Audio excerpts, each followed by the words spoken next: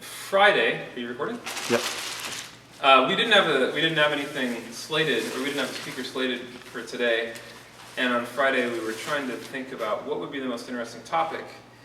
And we advertised category analysis by features. We were going to look at what games were trending and what games were falling away in individual categories, and then look at the features of those individual games, and kind of see what features are performing better now than ever, which ones are disappearing. But what ended up happening was when I did this research over the weekend, I stumbled across something that kind of blew my mind, and I altered it a little bit, and it's the only feature that matters. So it's a bit of a joke, but we're going to look at the analysis of the categories very, very briefly. Talk about the secret gameplay feature, and then we can chat about it. So what's important to you as a developer? If you're running a business, it's making money, it's revenue. Ultimately, you want to encourage the users to do what's valuable to you as a developer. You don't want them to just waste time doing activities that are invaluable to you. You want them to eventually to lead them to activities that are valuable to you, which the bottom line is revenue. So that's what I wanted to focus on, are what are the features that are leading to revenue. So I decided I'm going to open up and look at the top grossing apps first before I dive down into the categories. So I looked at the top grossing, the great news that everybody already knows, 9 out of 10 games. And while I was sitting there looking at these 9 out of 10 games, something popped out at me. Wait a minute. All of them have never-ending gameplay. Go back and take a look. All of these have never-ending gameplay. Some people call it infinite game loops. There's a number of different game mechanic terms for this. Okay, so what about individual categories? Overall, 9 out of 10 are games. All of them never-ending gameplay. Strategy, 10 out of 10. Never-ending gameplay. Role-playing, all right, forget the arrows. All 10 of them. All 10 of the top grossing and role-playing. The big question is, what about, okay, action. People say, well, you can't really do never-ending gameplay in action games. Of course, it makes sense for strategy and simulation and role-playing games, but it's harder to create infinite game loops with action games. They have to have a defined period. Well, 8 out of 10.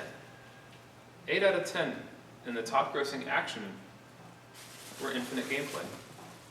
So what gives? My conclusion was it's not about average revenue per user or average, it's ARPPU, I did that wrong, average revenue per paying user, or ARMAU. The newest term I came up with literally 5 minutes before this presentation, RPHOC. Revenue per hour of consumption. And how the hell did I come to that? Why would we care about our revenue that you're generating per hour of consumption? Well, let's look at how much gamers spend. Hardcore gamers, we know that they're spending about 4 times that of a casual gamer. You can look up a lot of statistics on this. It doesn't really matter the category, doesn't matter the platform. If you're talking about consoles, hardcore gamers are buying about 4 times as many discs as casual gamers. Just about every platform across the sun, hardcore gamers spend about 4 times that of casual gamers. Very well known fact. But hour of content played, how much do gamers spend? There was only about a 10% difference. So over here where you saw 400% difference, when you drop it down to, and you calculate out how much they're spending per hour of content, that variation was only about 10%. And it didn't matter if it was games, if it was music, it didn't matter what type of entertainment, movies, every single form of entertainment, there was only about a 10% difference between the hardest core user and the most casual user. So, this hour of content, doesn't matter what the demographic of your audience, the genre, the category, matters how engaged your audience is. That determines your revenue. Play more, spend more. I mean, it's a really, really simple concept, but what's the most important feature? Achievements, leaderboards, virtual currency, hard gates, time gates, levels, multiplayer, points, combos, quests, appointment status. I mean, the list goes on and on and on. What is the single most important feature? It's engagement. Well, I know it's not really a feature, but that's what I believe the newest formula should be. And the idea is, get your players engaged, you're going to make more revenue. It doesn't matter what feature you use, get your players engaged.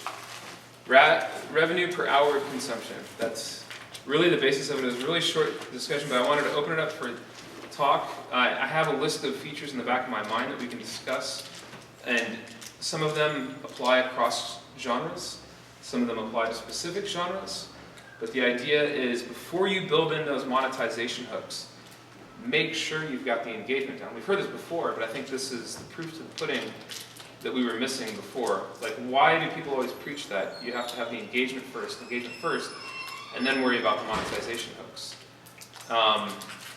So, let's open up to a quick debate or discussion here. That was a very short presentation, but it kind of blew my mind when I started looking at these categories. The number that you had there, the casual versus the hardcore, I mean, that's actually an amazing number. I've never seen that thing before.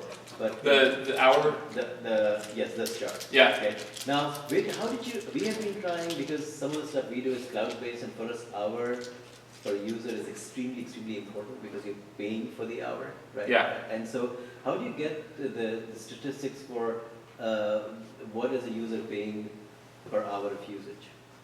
Well, if you look at the average revenue per user, per day or per month, depending on which analysis you want to do, and then look at the engagement statistics of how many hours of gameplay there was in that day or that month. Yeah. And you can divide it down by how much they paid.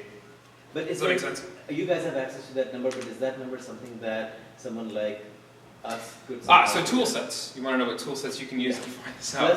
Plus, is there somewhere where people are keeping this number is sort of publicly available that we could actually get that number or use that number? So the number one tool set for finding out that data is a Trojan horse called Onavo. Has anybody heard of Onavo? So Onavo preaches to the world. If you go and look on the App Store, you can download a little app. Well, I think they have 4 pretty well-known apps and a handful of smaller-known apps spread across 4 to 10 million installs. I don't remember the exact numbers. But the point is, they tell the user, the main app that they do is they tell the user, here's the bandwidth of each individual app that you're using. Here's how much 80% of your bandwidth this month went to Facebook, 10% to email, whatever. It breaks it down by individual apps, and they're informing the user on how they can interpret that data and then make smart decisions on how they're using their smartphone. That's how they package it and how they sell it. And when you go through the terms of service, when you're installing it, you agree to running a VPN on the back end of your phone, which then allows them to track a huge amount of data. Everything you search in Chrome or Safari, everything you search in the App Store, every button you click on, every creative ad displayed from your competitors, it tells you every component of data that anybody does on their phone, every bit that they visualize. And on the back end, they sell that data to other developers. So you as a developer could go and, now here's the problem, it's $50,000 a month to buy this data. But it's probably the most insane set of data you can get. You can look at your competitor's app and see what creatives they're using, how much revenue they're generating on ads from those individual creatives. You can tell what SDKs they have installed in their game. You can tell what ad networks they're buying from. You can tell how much they've paid for those ad networks. You can tell what users are searching for them on the App Store. I mean, it's insane the amount of data you can get. But it's all anonymized, so there's no problem with Apple. And the user agrees to running that VPN when they download this app. Or they have a whole suite of apps, but that's their most popular one. My point is they are about to roll out either a free or a very cheap version for younger startup developers like you guys. Have been talking to them very closely. We'll make some announcements about that. But that's one tool you could use. There's a whole suite of tools that you could use to monitor your own. Now that data is guarded like Fort Knox by most developers, and they're not going to share with outside developers, their ARPU rates and whatnot. But with Onavo, it doesn't matter. You have access to that data. Thank you. Yeah. So that's how you got access to it? Yeah. We have access to Onavo, and we can see any app, pretty much, and the detailed analysis of it. So you have sort of a membership discount, or? I can't talk about it, sorry.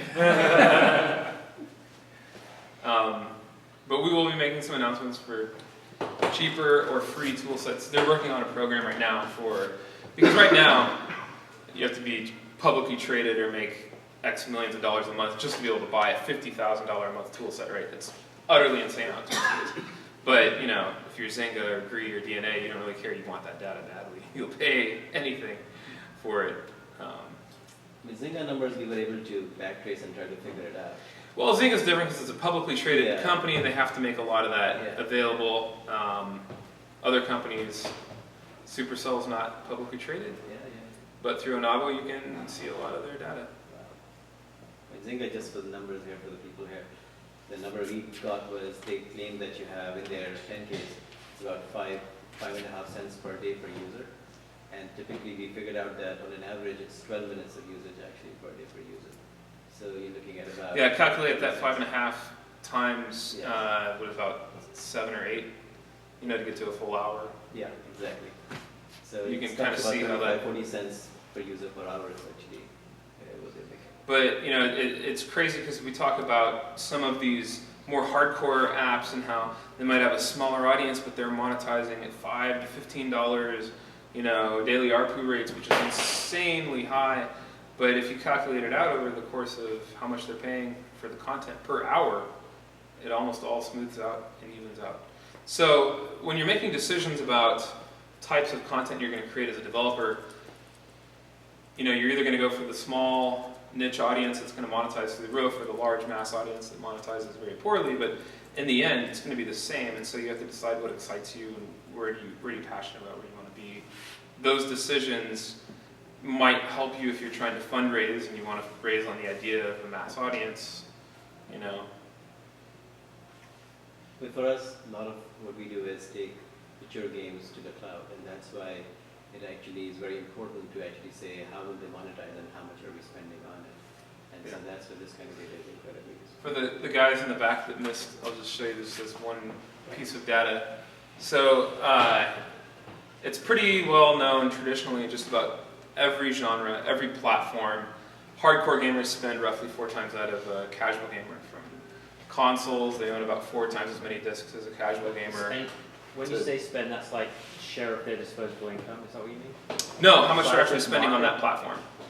So a hardcore gamer is going to download 4 times as many paid apps. They're going to spend about 4 times as much on a free-to-play Just game. in absolute terms.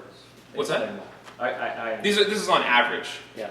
You know, when you're looking at the bell And curves. what is your definition of a hardcore game in this case? Well, when it's not looking at a game, but the gamer. So on a single game, you might have a casual gamer and a hardcore gamer. Okay. One who's consuming it daily and someone who consumes it weekly or whatever. But so that was the first graph, and the second one was looking at the bandwidth between how much they spend on hour of content. It flattens out to about 10% difference. So if you drew a third graph, which was how much time they spend, it would look like the first graph. Exactly. I see. Yes, Yeah. it would look, I think, even more exaggerated than that. So that's true. It's very true. So your hardcore gamers are probably, I might be doing my math wrong standing here on stage, but what, about 40 times more? Is that about right? Because 16 times more. I'm sorry, how much? 16 times more, right? 16. There's a 10% difference here. I mean, it equals out, so they're sort of the same here. No, if They're they're 4x difference. if they're spending about the same amount per unit of time, but in total they spend 4 times as much, doesn't that just mean there's Oh, I guess you're, They yeah, spend yeah. 4 times 4 times as long. yeah, Yeah, so it's the 16. time. Yeah. So, you know, ultimately it's what faded away of importance were those features when looking at each individual category. What rose to the top of importance was the engagement. Engagement just got hammered in over and over and over. Any other questions or points of topic? Getting back to the, A lot less interesting? More interesting? Well, I mean, the total amount of money you'll make, yeah, but it's engagement and it's times retention and it's times how much you get out of them per hour. So I mean, Well, if you're looking for like it's all lifetime factors. value, sure, but the other thing is too, when you look at the charts, the more engaged user, there's certain points that they hit on that chart where they become more probable to spend. So the lowest engaged user are the least probable to spend. The higher engaged users are more probable to spend. So again, kind of reiterating that engagement is king. So in your definition of hardcore gamer and casual, how much does somebody have to play to be a hardcore gamer? I mean, just spending. Well, again, we just kind of talked about that maybe 4 times. So the ones that are, it depends on, if you've got a game that's a 3-minute gameplay session and someone's spending 12 minutes on it, they're a hardcore gamer. If you've got a game that's an hour gameplay session, but they're spending 4 hours on it, they're a hardcore gamer. So it depends on the genre and the average session length, I guess. So are there different monetization techniques that you target casual gamers with as opposed to hardcore? Like for instance, casual gamers aren't so intense, they probably won't buy in-app purchases so often. Yeah, I mean, I think so. When you look at very high level, casual gamers will spend more on avatar. So anything that represents, it's more of an emotional attachment. So things on the screen that they have an emotional attachment to because they've created it, it represents them on the screen, they tend to spend more on. Whereas hardcore gamers tend to spend more on function and functionality. So weapons that have an effect in the game. That's just like a really, really generic breakdown. But then looking at individual, you can time gates are things that often kill the casual gamer. Are you familiar with time gates? Okay. Yeah. So, there's certain individual features that really only work for one category or the other, but kind of on an overall broad strokes, I would say that like anything that affects the cosmetics of the game, definitely more popular amongst the casual gamers. Anything that affects the function of the game is definitely more popular among the hardcore gamers. But again, that's very broad strokes. I'm curious what you think about how to measure engagement. It's of course just if they play longer, then that's more engaged. Well, there's 2 forms of engagement: the number of sessions and then the length of the sessions. The challenge I had with that, at least at one point, was companies saying, I'm a researcher and I do pricing work on optimizing microtransaction items. And they said, well, yeah, that sounds great, but we want to be sure that whatever we do, we don't compromise the engagement or sort of piss people off. Yeah, because that's going to kill your monetization in the end. Yeah, it is. So the question. I guess I'm wondering if there's, short of having people play the game, is there a way to measure or anticipate what kind of engagement you're going to get? Well, always A/B test is one fallback we have. There are some features that affect engagements directly. Time gates is one that I brought up. Anything that hinders gameplay directly or enhances gameplay directly. To get through that gate, is that what you mean by a time gate? What's that? You have to do a certain number of things to get through that gate. Yeah, or you have to. A time gate is I put down a building on a map where I'm building a city, and I have to wait 10 minutes for it to come up before I can harvest whatever that building produces. Right. That's a time gate. It's gating me away from the game by an amount of time. Those are more actions that you're referring to, but just as an example, I brought up time gates because those are directly hindering gameplay. Those things could potentially drop down engagement, but they can also significantly enhance monetization and other. I don't know if there's a way to measure it really. I mean, in the sense of what they're asking, we're proposing to people is we'll optimize your pricing, we'll change all your prices, and you'll make more money. And they're saying, oh well, yeah, but if you strip the engagement, we're like hosed here. So the question is I have no idea how in a survey where people are just answering questions and such, they would tell me. They won't. If we, what? No, you never get that from a survey. Because people's behavior is one thing, and what people say is something different. Yeah, absolutely, especially. I used A/B testing, and over a long period of time, right? Because do they spend a bit more money up front, but then you're saying that your clients are asking the question, does it mean then that people drop out much sooner? I remember there was a game in particular where 6 months to a year, that's when you make the money. They opened it up to the community about like what items do you want to see next. They had been released for about 6 or 8 months, somewhere in that time frame, and they were doing content updates every other week, so every 2 weeks they were doing content. And on the forums, we were saying they wanted the most powerful items, you could do everything in the game. They created that content, put it in because that's what gamers asked for, and it almost killed the game because often, as he's saying, what they ask for and what they actually want in a game are two different things. Gamers are not game developers, and we have this understanding as a developer about balance. Gamers don't take into account balance often. Right. The other thing is,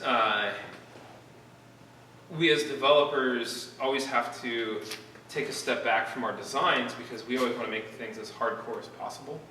It's kind of this habit that developers have had since the dawn of games. We're the most hardcore users of our own content, and we want to make things as difficult as possible by nature. And we have to, however hard you think something is, it's probably 10 times too hard for the community. Reel it back. When you design a game, reel it back every single time. I've got a few head shakes. So I'm sure there's experience speaking out here in the room too. In terms of like watching what they do, I mean, in terms of defining a starter pack for a game, which of course hugely contributes to engagement. Yeah. I'm thinking that you just watch what people buy, the individual items. And individual items are bought most by people when they're starting out, and then you use that to say, okay, these looks like these are the likely starter packs, and then we test that. Maybe. So, just one other thing, just on this revenue side of things. I was talking to somebody in Live Street Media, and they were saying that where people who are casual gamers would pay for a short period of times, the monetization on the ads is much better. Well, that's because they're not that focused, I guess, on that. They're saying, when you were talking, they said, well, the very first one with the top grossing, it's 9 games out of 10, or 9 out of the top 10 are games, and all of them were never-ending gameplay. So I think an interesting question would be, what if you went down to, say, the bottom of the top 200, and you found 10 games there? What is it about some of these games that makes players not bored of the ever-repeating loop? Do you know what I mean? So I started to do that exercise. I didn't get to the top 200, but I went down to the top 50 in every category. Yeah.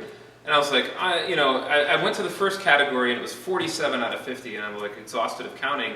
And some games I wasn't familiar with, I had to go and look up and see if it was never-ending gameplay or if there was actually finite gameplay. I was like, oh my god, I got exhausted. I was like, 47 out of 50. All right, screw it, I'm just going to look at the top 10. But I suspect you'll see this carried down quite a ways down the pipeline. Yeah. It's an interesting question. When does the flip happen? I don't know if there is a flip. There may not be one, because if you ignore, maybe if you're ignoring top grossing, maybe if you want to look at top engagement, you're going to start seeing more of the paid games pop up to the top. Those people who pay for the content want to consume it more. But when you're just purely looking at top grossing, you're going to almost obviously free to play, which is by extension going to be a never-ending gameplay loop. This list remains the same whether it's Android or iOS? Yeah, I looked at both. I was counting roughly the same numbers. I just pulled up iOS just because I wanted to just show one chart and not clutter the slides too much, but virtually the same thing appeared. Now, one thing I can tell you is iOS, again, you're going to monetize better on the ad side than on Android you're going to monetize better on the ad side than on iOS. But that's just more of the demographic of the user. Is it more casual, or? There's a number of reasons why. So on iOS you have higher spending users typically. You have more lucrative income, whatever you want to call it. Also, by nature of the Android, it's a little bit more of a hackish feel. People who are more hackerish mentality tend to use Android more than iOS. They more than any others want to go with what you can get for free, not have to pay for it just by nature. There's a lot of psychological reasons why, and I'm sure you have a research firm. You could probably go find out a bit more than I know. But you can figure that out. There's about 4 or 5 different reasons that I know of, and it's just by the demographic that buys each phone. Well, anyway, it was a very, very short discussion, but thanks for participating. I'll